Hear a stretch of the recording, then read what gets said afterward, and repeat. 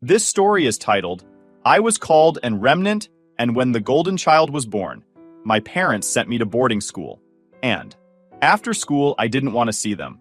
My mother was furious. Hey everyone, it's been a wild ride just thinking about putting all this down, but I figured, why not? Maybe someone out there will get it. So, here's my story. My name's Ryan, 31 male. I grew up in San Francisco, in this ridiculously massive mansion on a hill overlooking the bay. You know the type. Marble everywhere, giant chandeliers in rooms no one even used. Now don't think I'm bragging or something, because on the outside, it probably looked like we were living the dream, but inside, it was freaking cold. Not just the house itself, but the people in it. My parents. My dad was this big-shot businessman. I'm talking tailored suits, board meetings, and a voice that could make grown men jump to attention. My mom was all about appearances.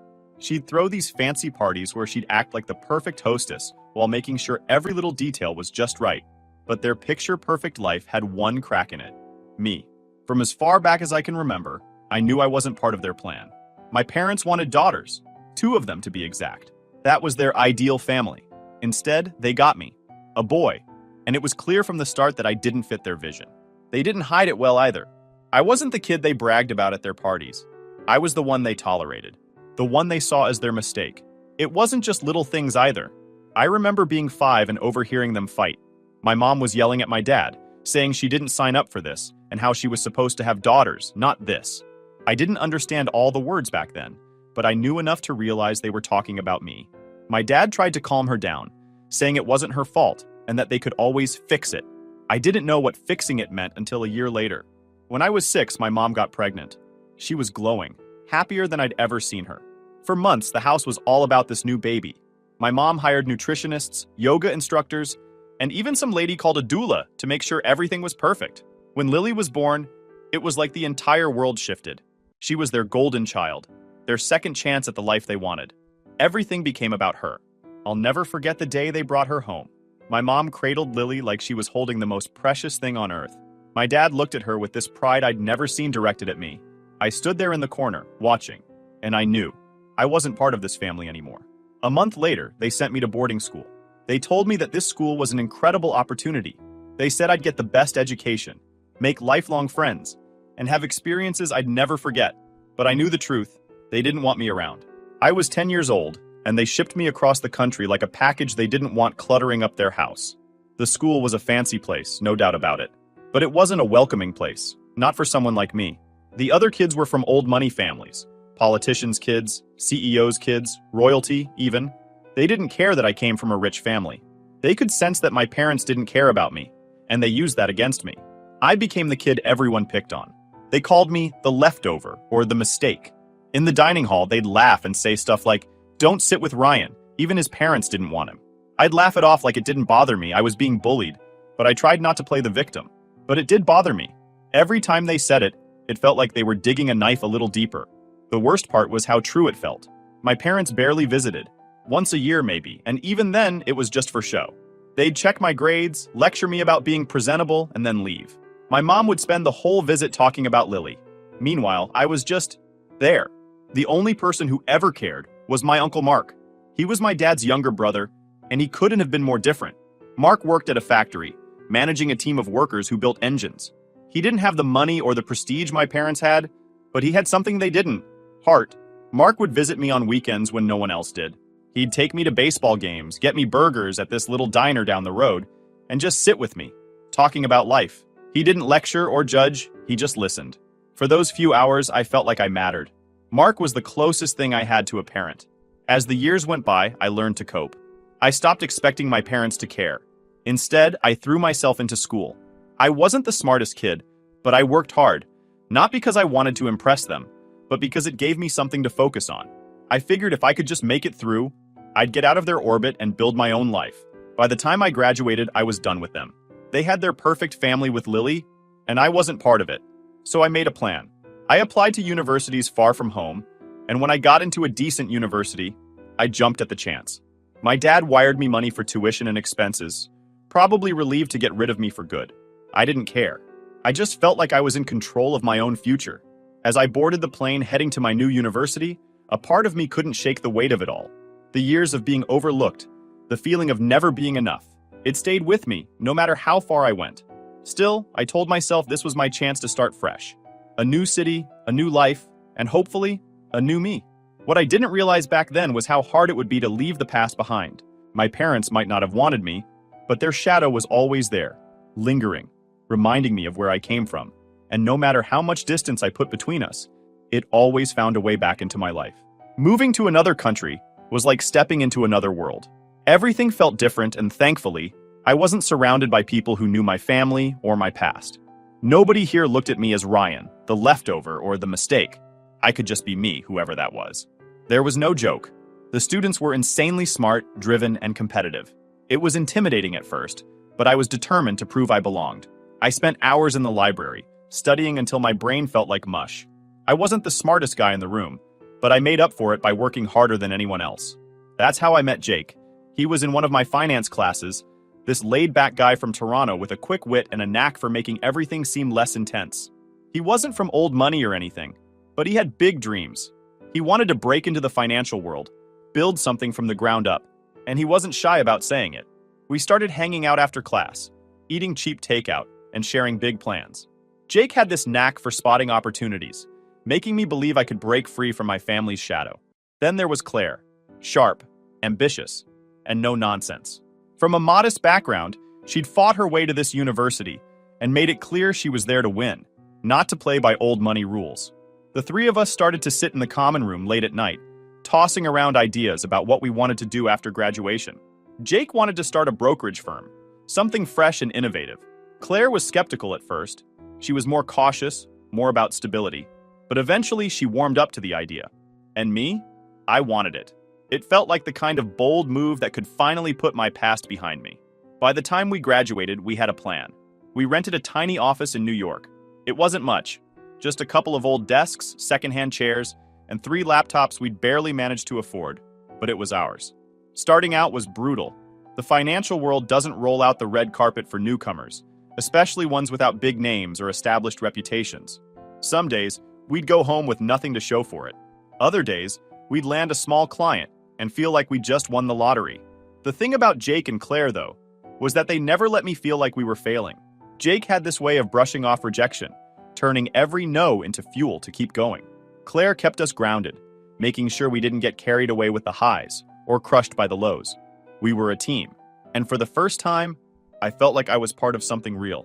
After a year of hustling, the firm started to gain traction. We didn't have the flashy offices or the big-name clients, but we had something a lot of firms didn't: genuine relationships with the people we worked with. Through all this, my past wasn't as far behind me as I'd hoped. My parents still had a way of creeping into my life, no matter how much distance I tried to put between us. It started with the occasional messages, updates about Lily's latest achievements. At first, I ignored the messages, but they kept coming. It wasn't just updates. It was like they were trying to remind me of my place in the family, or lack of one. They didn't care about what I was doing, or the life I was building. To them, I was still the mistake they shipped off to boarding school. One day, I made the mistake of opening one of those messages. My mom had attached a photo from a recent family event. There was Lily, standing between my parents, all smiles in her perfect designer dress. My mom had captioned it, "Our pride and joy." That was it. No mention of me, no sign that I even existed. It stung more than I wanted to admit. I showed the email to Jake and Claire, hoping they'd laugh it off with me, but Claire just shook her head. "They don't deserve you," she said, and for some reason, those words hit harder than any insult my parents ever threw my way. I tried to focus on the firm, but life has a way of reminding you that the past doesn't just disappear. It creeps back in when you least expect it. I was sitting at my desk in our tiny office when a call came. It was from one of Uncle Mark's co-workers at the factory. He told me Mark had collapsed on the job and was taken to the hospital. I froze. Mark was the one constant in my life, the only person who ever treated me like I mattered. I tried to call the hospital immediately, but by the time I got through to someone, it was already too late. Mark was gone. The news hit me hard. Mark had been my rock during some of the worst years of my life. He wasn't flashy or wealthy, but he was kind. He showed up when no one else did. And for a kid who'd been cast aside, that meant everything. I booked the first flight to his place, barely able to process what had happened. The funeral was small, just a handful of his coworkers and neighbors. My parents didn't come, of course. They hadn't spoken to Mark in years, and I'm sure they didn't even notice he was gone. As I stood there at the service, I felt this overwhelming mix of guilt and anger.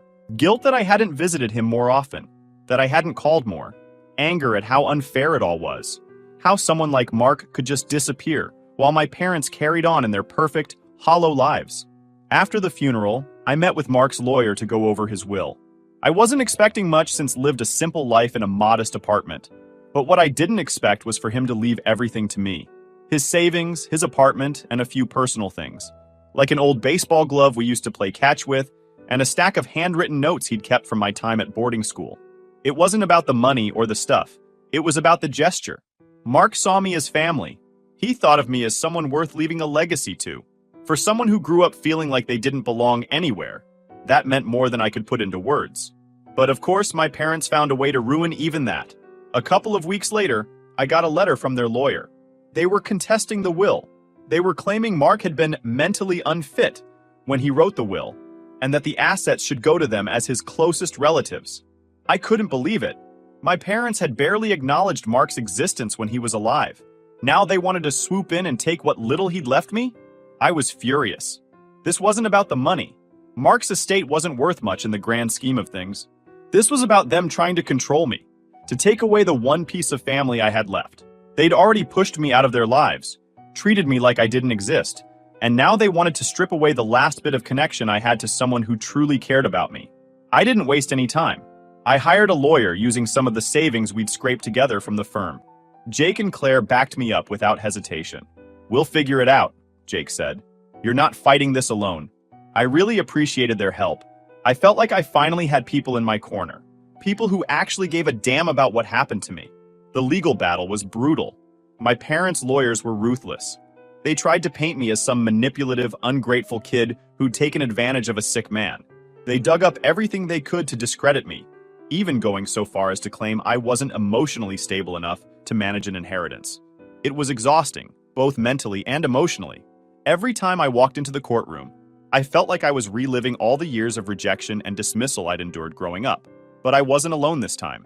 Claire helped me organize documents and go through witness lists late into the night, while Jake used his network to connect us with people who could speak to Mark's character and how close we were. Together, we built a case that showed the truth that Mark loved me like a son, and that his decision to leave me everything was his, and his alone. After months of back and forth in court, the judge finally ruled in my favor. Mark's will was upheld, and my parents' case was dismissed. I just felt empty. Winning didn't bring Mark back. It didn't erase the pain of losing him, or the bitterness of having to fight for something that should have been simple. The worst part was seeing my parents in the courtroom. My mom sat there, stone-faced, not even pretending to care about the truth. For her, this wasn't about Mark or his estate. It was about punishing me for stepping out of line. My dad barely said a word the entire time.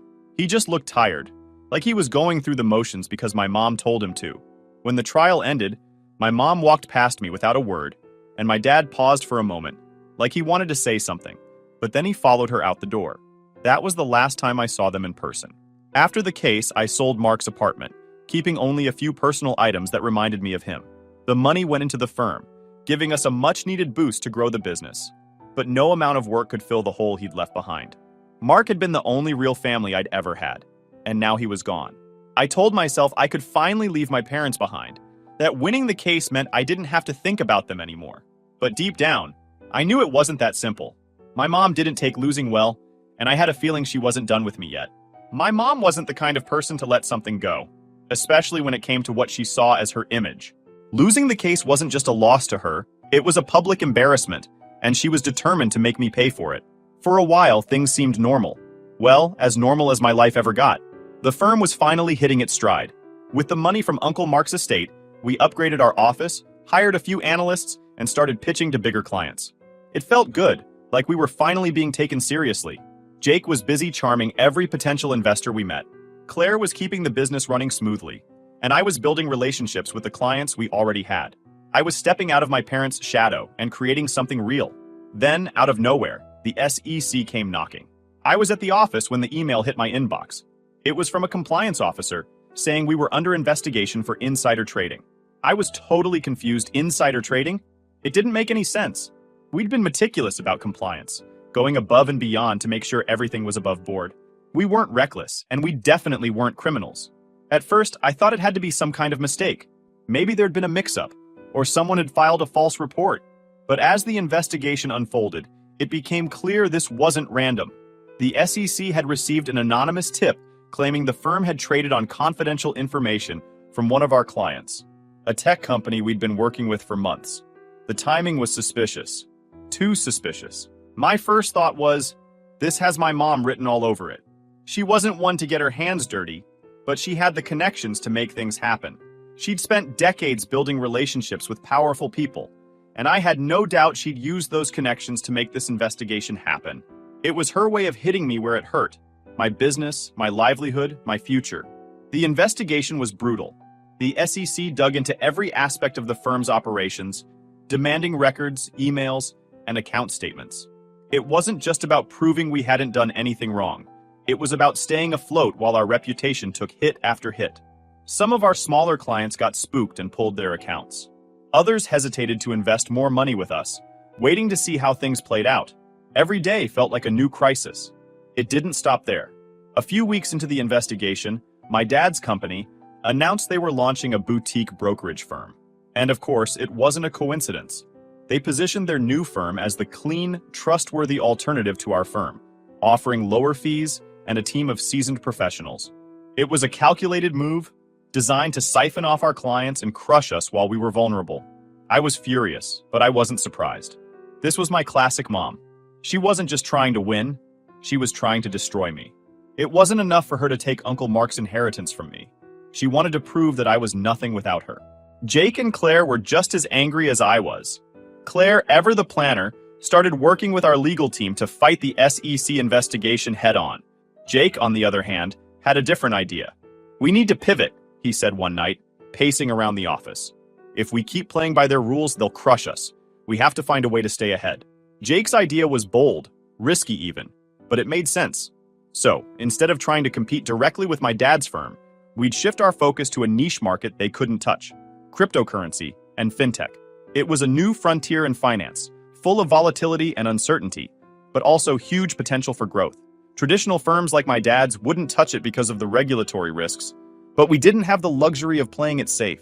At first, Claire wasn't sold. She'd always been the cautious one, the voice of reason in our trio. "Crypto's a gamble," she said. "If it crashes, we'll crash with it." But Jake and I knew we didn't have a choice.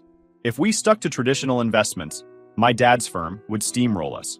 Pivoting to crypto was our only way out. We went all in. We rebranded the firm as a forward-thinking firm, specializing in high-risk, high-reward assets. We started targeting tech entrepreneurs, startup founders, and crypto investors, people who didn't care about traditional rules or reputations. It was a gamble, but it paid off faster than we expected. One of Jake's connections introduced us to a young tech millionaire who'd made his fortune in the crypto market. He was exactly the kind of client we needed: loaded, driven, and itching to work with a firm that got the chaotic world of digital assets without needing a PowerPoint to explain it. Landing him as a client gave us credibility in the crypto space, and soon other investors started coming to us. The shift wasn't exactly smooth sailing. The crypto market was wild, and the rules seemed to change every other day. We had to tread carefully, juggling big ideas with keeping everything legit. But it paid off. Within 6 months, we'd not only bounced back, but leveled up. We weren't just hanging in there. We were crushing it in a space Mercer Financial couldn't even dream of touching. Meanwhile, the SEC investigation dragged on. It was exhausting, knowing we were being scrutinized for something we hadn't done, but we refused to back down. Claire worked tirelessly with our lawyers to prove our innocence, combing through every piece of evidence to show the allegations were baseless. Jake kept the business running, keeping clients reassured and investors confident. Finally, after months of back and forth, the SEC cleared us of all charges. There was no evidence of insider trading because it had never happened. The whole thing had been a setup, just like we suspected. But by the time the investigation ended, we'd already moved on. My mom must have been livid.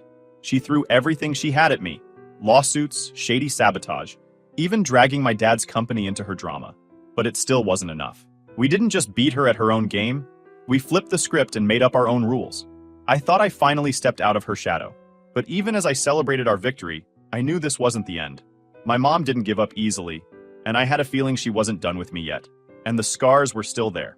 Every time I looked at the list of clients we'd lost during the investigation, I felt a mix of anger and regret. My parents had done everything they could to destroy me, and for a while, it had worked. They'd thrown doubt on everything I'd built, and some people believed their lies. But the thing about people like my mom is that they don't know when to quit.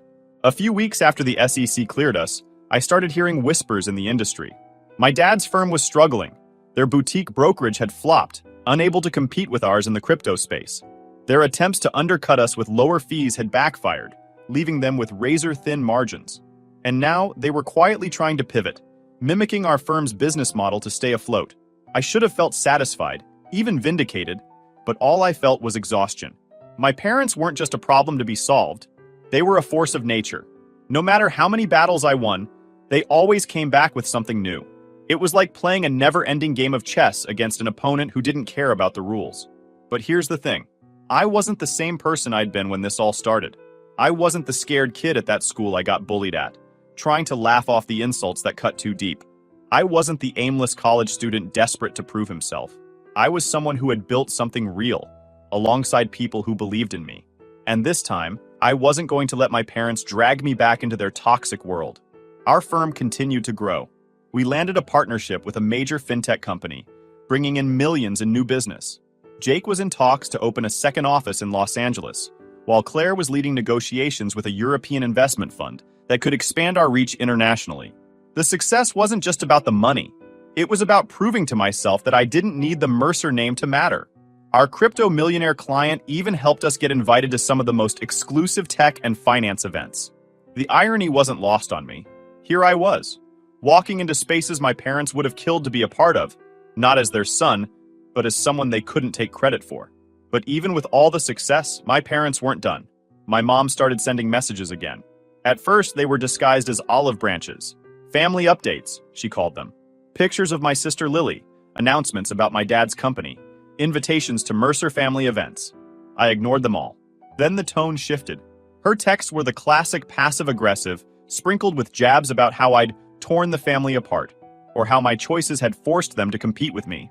She even tried to guilt-trip me about hurting Lily, because I wouldn't come back home.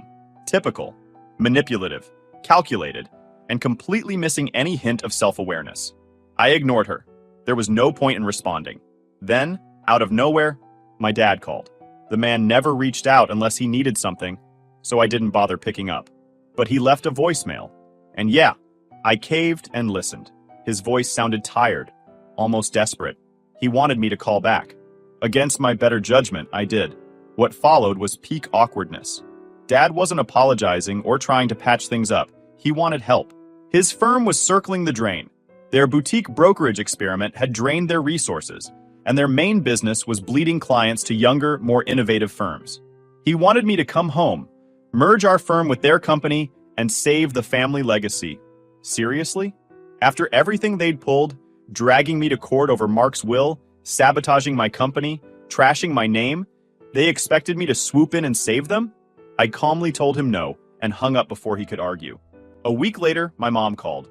Calm? Nope. This wasn't about pretending to make peace. She was furious, firing off accusations about how I was selfish and ungrateful, even throwing in traitor for good measure. She ranted until she was out of steam. Then I just said, "You made this bed, not me," and hung up. That was the last time I heard from either of them. With my parents out of the picture, I turned my focus to the life I was building. My company is thriving. Jake and Claire were like family. And weirdly enough, I found myself grateful for the lessons my parents had taught me, even if they weren't the ones they intended. They showed me exactly who I didn't want to be. Lately, I got a package. It was from Uncle Mark's old apartment, something I must have missed when I cleared it out. Inside was a framed photo of us at a baseball game and a note he'd written years ago. It just said, "Proud of you, kid. That photo's on my desk now," a daily reminder of where I started and how far I've come. Mark believed in me when no one else did, and I like to think he's still rooting for me. My parents? They're still out there, stuck in their bubble of wealth and fake smiles. But they don't have any power over me anymore. I've built something real, something they'll never get and can't take away. Anyway, if you made it this far, thanks for reading. Let me know your thoughts in the comments.